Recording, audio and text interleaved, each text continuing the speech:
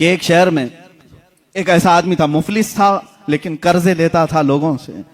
ایک آدمی سے اس نے قرضہ لیا تھا، اب کھایا پیا ختم ہو گیا، پیسے نہیں تھے، قرضہ مانگنے والے آ گئے۔ قرضوں میں ڈوبے ہوئے لوگ بھی سنو، جس کا کوئی نہیں اس کا میرا آقا ہے۔ وہ شخص قرضے تو لیا تھا لیکن دے نہیں پا رہا تھا۔ اب جو قرض خواہ آدمی ہے اس نے دھمکیاں دی، نہیں دیا۔ اس کے بعد اس نے مقدمہ کر دیا قاضی کے پاس، کورٹ میں طلب ہوا۔ کورٹ میں جانے کے بعد قاضی صاحب نے پوچھا کہ اس کا تیرے اوپر قرضہ ہے؟ کہا ہاں ہے۔ کب ادا کرے گا؟ کہا دیکھ رہا ہوں۔ کہاں سے ادا کرے گا؟ ہے ہی نہیں کچھ بھی۔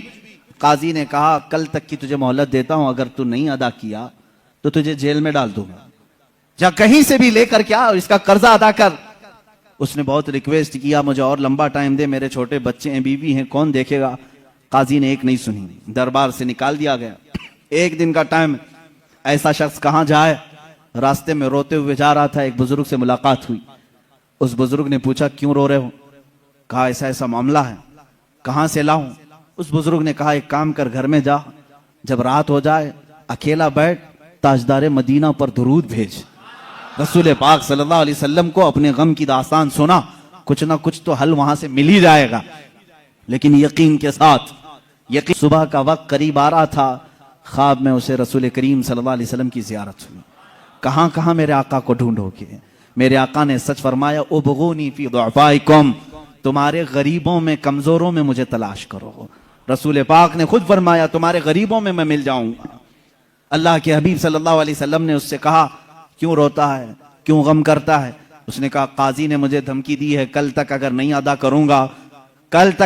ادا کروں گا جیل میں ڈال دیا جائے گا، مجھے ابھی قرضے کے لیے اتنے مال کی ضرورت ہے۔ اللہ کے نبی صلی اللہ تعالیٰ علیہ وسلم ارشاد فرماتے ہیں اے بندے ایک کام کر، شہر چلا جا، شہر میں جو بادشاہ کا وزیر ہے وہ میرا عاشق ہے، وہ میرا چاہنے والا ہے، اس سے جا کر کہہ دے تجھے جتنی ضرورت ہے وہ تجھے مال دے دے گا، وہ تجھے پیسے دے دے گا۔